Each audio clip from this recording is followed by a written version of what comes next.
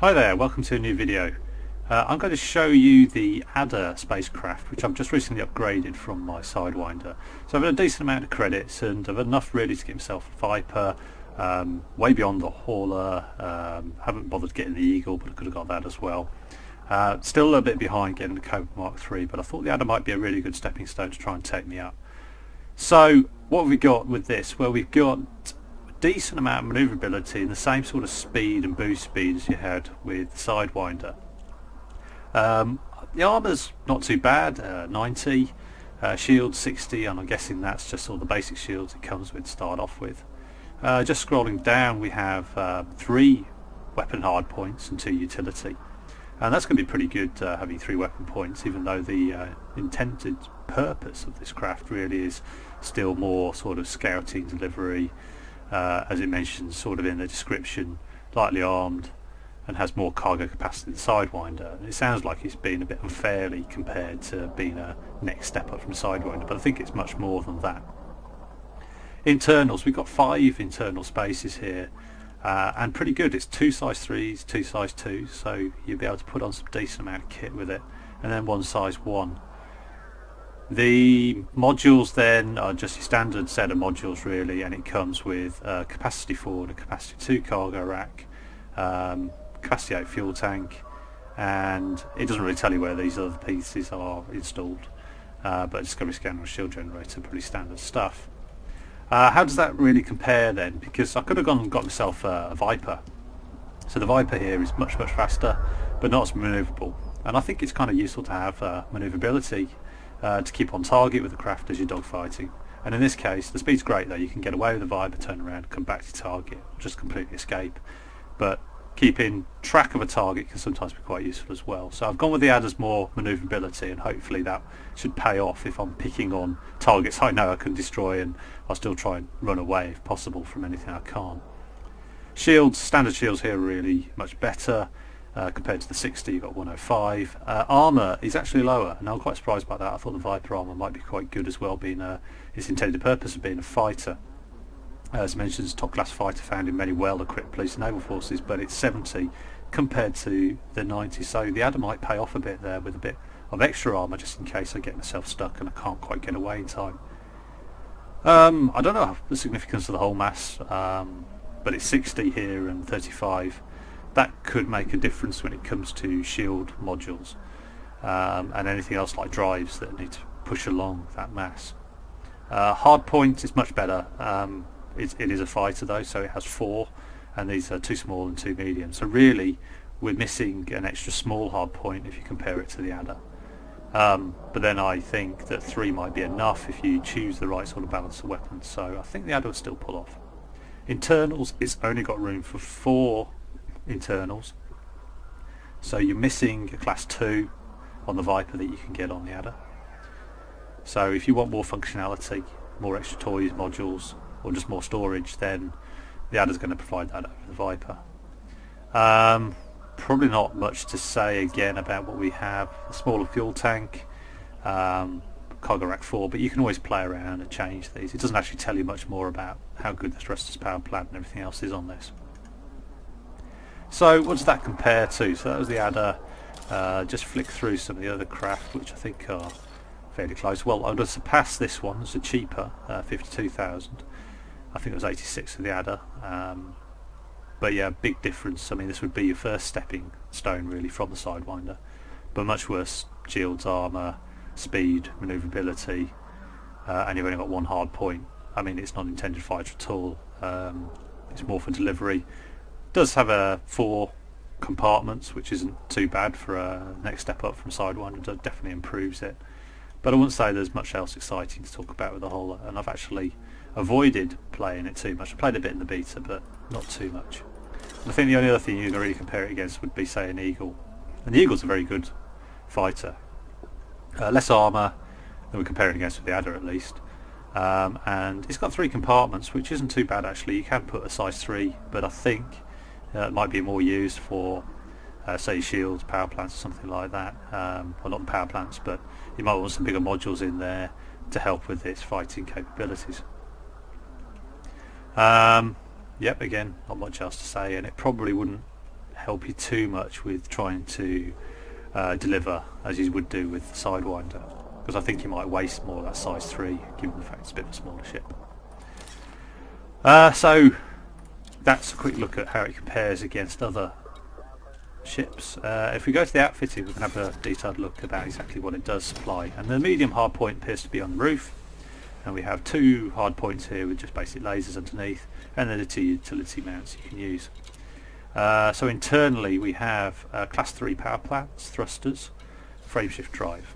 Obviously the first thing I want to do is start getting that frameshift drive up, because we're down to lane 8.47, which is not too bad actually. As I say, the Sidewinder could be a bit poor to start off with, and this is quite a good starting place.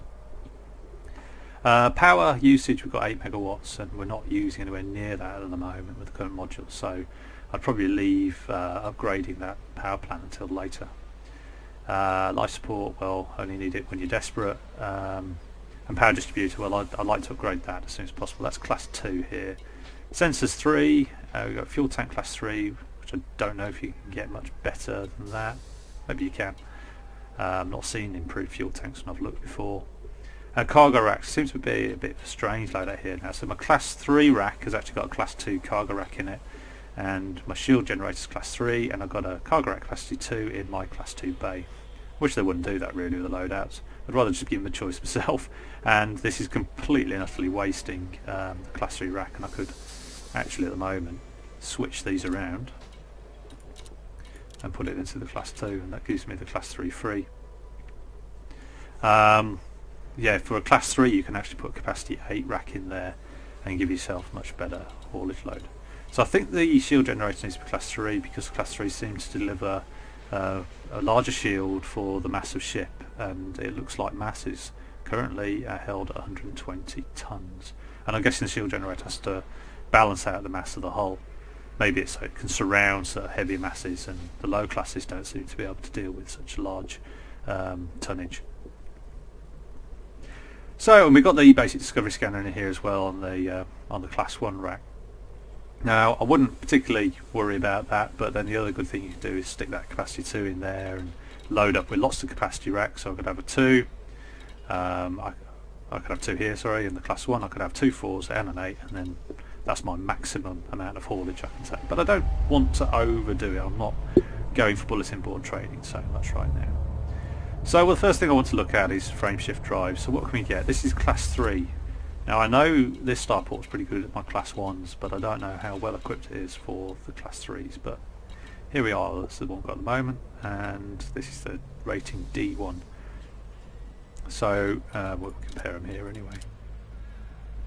So D, usually Ds are a bit lighter, and this one is. It's at 2 tons, and we've got more power draw, but not a lot more, and a 90 ton optimal mass. So this should, yeah, it knocks it up to 10.33 light years, which is a nice little jump, and actually that would be pretty good to be getting on with at the moment. So we'll scroll down a bit further and see what else we can get. So we've got a class C as well. That's 100 tons. Takes me up to 12.27 laden, which is even better, and I might go for that one. Let's have a look again. What else have we got? And we go to jump. There's no B, but we seem to. Oh, no, that's a class 2. So that, obviously, yeah, the higher class ones seem to take me a lot further. So even though that's an A and quite expensive, it doesn't take me as far. So you definitely want to be sticking with the max class you can get. So we can get a C. So let's stick that on.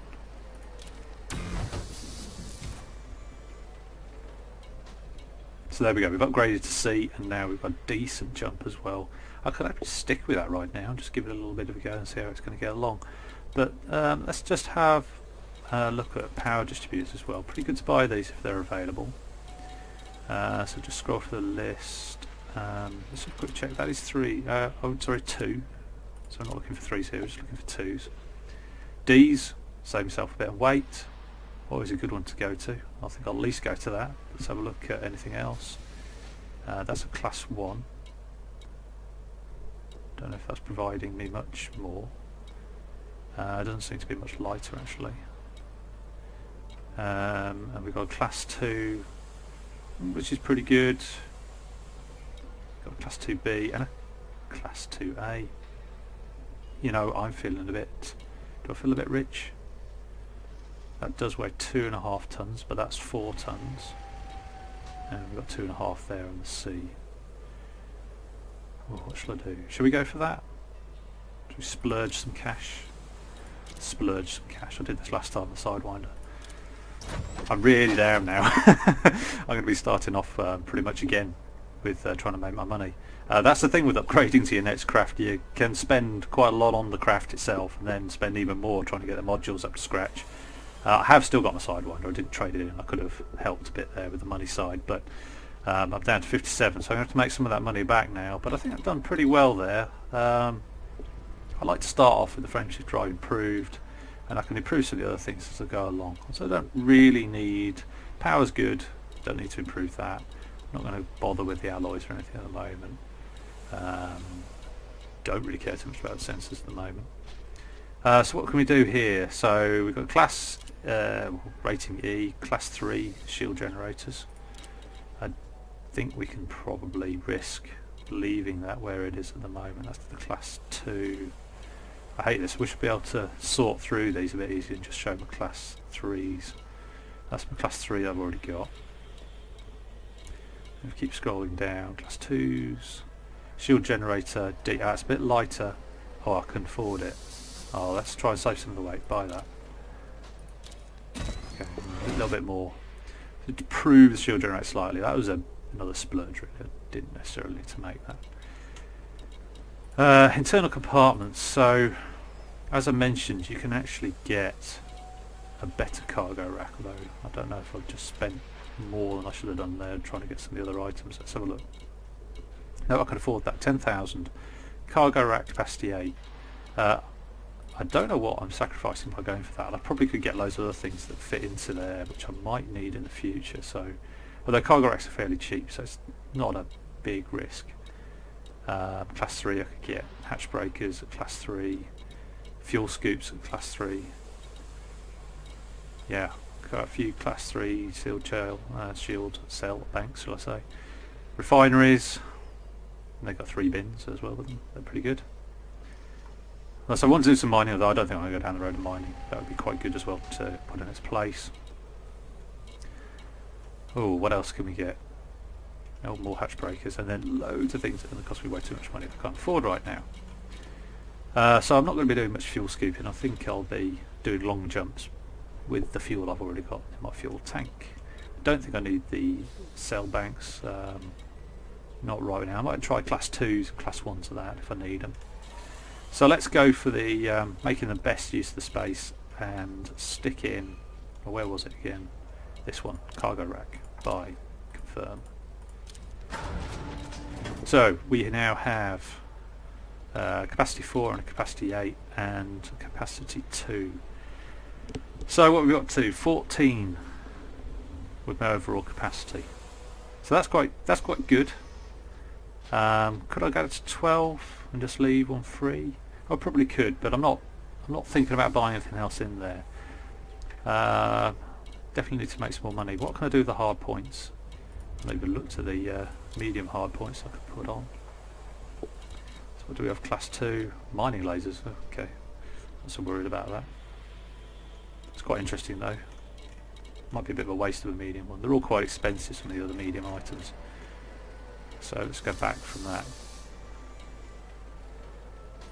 Yeah, maybe we could upgrade some of these as well. So mining lasers, burst lasers. I prefer fixed ones. I'm a bit old school. I like to chase a target around the sky. Some cannons. Probably not much of an improved laser or anything. I've got it ready. So let's just leave that as it is. I tend to like having some kind of countermeasure or something to shoot down missiles if you come across them. So I've got 18,000 there for point defence. Claims to always be 0 tons. 1158. Is that actually showing that? Yeah, 0 tons. Don't always believe it. So we're just under 12 light years we can travel now with the ship, and we can put ourselves on some turreted items here to help defend if necessary. So that's good. Point defence on as well. Makes me feel a little bit better about flying the ship. I've eaten most of my credits up here, so I'm going to be sitting around now trying to improve this a little bit more, but I'm quite pleased there. That's not a bad start off point with the outfitting, and should be able to get me trading away and doing more bulletin board missions. So what do we see around the ship itself? Well, it's quite a nice interior. A lot more spacious obviously than the Sidewinder, which is just a small little bucket to fly around in space. You know, I don't know why I'm flying a ship without a co-pilot. You'd think you'd need one, especially when there's two seats in it. Like the Cobra Mark III though, two-seated. Although the Cobra Mark III I think you sit on the left, and here we're sitting on the right of it. But that's pretty much it. There's no sunroof, you know, so if I still want to shoot some of my videos from out the top or take screenshots, then I can hop back in my Sidewinder and do that. But really nice little internal graphics in here. I don't know if I'll be spending too much time looking at it. I think I'll be looking out the front quite a lot. But yeah, looks really good, and I'll see how it gets along. So what's it like to actually pilot then? I took it out for a spin straight out of the starport. Just going to hunt around looking for unidentified signals and just see if we can start a bit of a scrap and see how the fighting goes. And what else we can really pick up when we're out here. So just really left the starport, but I've killed my speed down to 0 and just really taking a little bit of a look around at the moment. This is where I've also discovered a little trick really with trying to get these unidentified signal sources, and I didn't really know this until I just tried to do this video. But I was looking on here and I noticed that it's really close. I seem to be sitting almost on top of one. Now I suspect, and I've tried this since as well and it does work, I suspect that these signal sources, and it's not a surprise to anybody else, they're just randomly generated and they appear when the gangs are flying around. I've seen some debate about it, and actually it seems to be true. They are just random. It's probably just assuming that you're flying and it will dump them in front of your ship in a reasonable distance so you can slow down, access them and get in. And if your speed's basically 0, or the slowest speed it can be during frame shift, then they'll appear almost in front of you at a distance that you can instantly disengage frame shift and go straight to the signal source. So yeah, my future attempts at this have all been pretty simple. You just go into system, kill your speed, press X, kill your speed, right down, and just hang around there and just wait for them to appear. They'll appear really close in front of you and you can just disengage frame shift and go straight in. None of the usual nonsense of trying to belt it across the system thinking that somehow they're strategically located or at least at a certain distance, and they're not. So I've just jumped into a signal source here. Quite quickly found this one. I had to go round loop-de-loop a little bit trying to find the other one because it was so on top of me actually that I kept going past it. Managed to find a target here in front. That target just seems to have buggered off. So not a great test, but I'm showing here a little bit of success as well of trying to find the signal sources without too much effort. So jump out again, back into frame shift drive. Just sit there on 0 speed. What's going to happen now? We sit here for a bit, and it seems that some systems pop up these unidentified signal sources much more frequently than others. So it seems like populated space does this a lot more, where you've got starports. If you go to a system that's a bit undiscovered, probably with just a couple of suns or a single sun in there, I seem to have put a timer on it that seems to last a lot longer.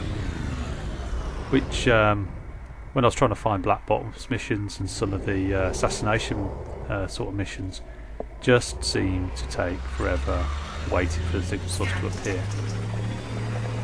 So here we go.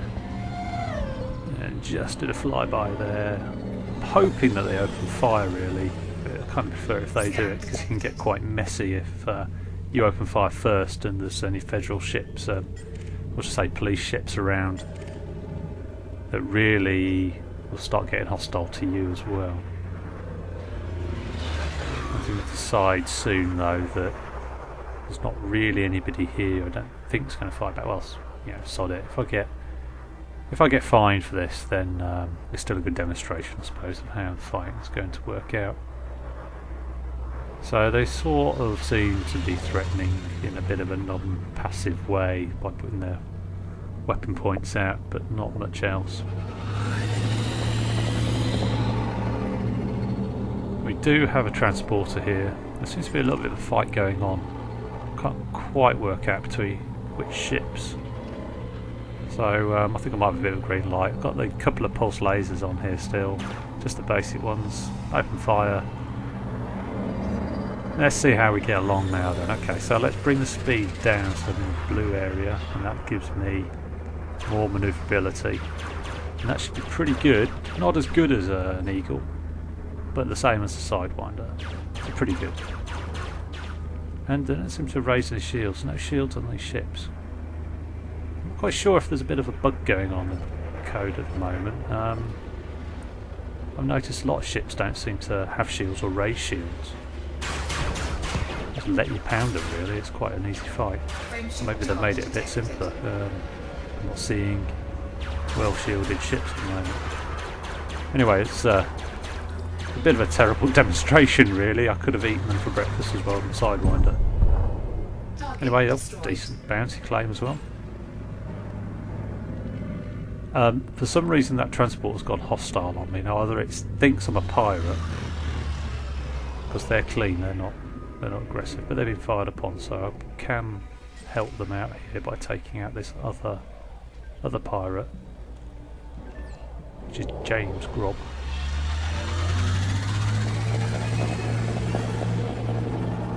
And just get closed in a bit. So if we get a better fight here. No shields as well on this one. Yeah, I'll just keep that speed within the maximum turn. And get back onto the targets quickly. So it should be equally matched here with the Sidewinder, but it's not really focusing on me. I was trying to get a bit of a better demonstration ship. I had fought some Cobra Mark IIIs, but unfortunately I had a bit of a crash with the game. When I resumed it, the facilities to take the videos wasn't enabled, so I missed out the chance to show you how it could also fight against Cobra and Mark IIIs. For those later videos as well, I did mount another laser on the roof as well, just to give it a bit of extra oomph. And I managed to take them down quite quick, but again, they didn't seem to raise shields, so I don't know if it's a problem with the game, or if it's being a bit oversimplified. Maybe it gets harder later on with some of the other missions. But either way, I found the turning ability of this when I fought against the Cobra Mark IIIs was quite good. I was able to keep them in my sights quite well. They were able to get a bit of distance away with their extra speed and then turn and face me. And that's always going to be a worry, because then it's just down to how good shields are, and then finally how good your own armour's going to be. But with some good piloting yourself, you can learn to evade that, and usually it's good to try and get behind them again, or boost away as quickly as possible, so they don't get a chance to fire upon you. So the games at the moment seem to be very much sort of turning games here, just trying to turn back onto your target and try and take it down as quickly as possible. I'm sure when we get more experienced pilots that learn to control the game with free flight sort of mode, which is bound to Z at the moment in mine, which is the default. If you disengage the computer controlled thrusters, you can learn to turn a bit more effectively onto your target, also heading in a different direction. So there you go, I managed to take out another bounty, but it was fairly simple. So I don't know, maybe this will help make decisions of whether you wanted to go to another yourself. I wouldn't be able to show this, let's say, in a hauler, as you would only have a single laser. It'd be a lot longer battle just trying to take down the armour and the hull of these craft. And I didn't see what happened there, but we seem to have a lot of titanium. I don't know if that transporter got it in the end. But a nice little catch as well. that I can pick up and take back for a bit of profit. So that's just my first attempt really at playing through on the adder. I did, as I say, mention I played it a little bit further on. I did also discover it doesn't hold up too well against some of the larger craft, but of course it's just plain stupidity to try and go up against them. I was feeling a little bit confident after having a few easy battles with this, which has cost me a few credits and set me back to really where I started on this. But I'm still quite happy with this. I'm just hoping to get a few good bulletin board missions where I can use the cargo bays I've still got in here, and also get the ability to try and defend myself or take out some more bounties. So we'll report back and we'll see how we get along in some later videos. Thanks very much for watching though, and I'll see you in space.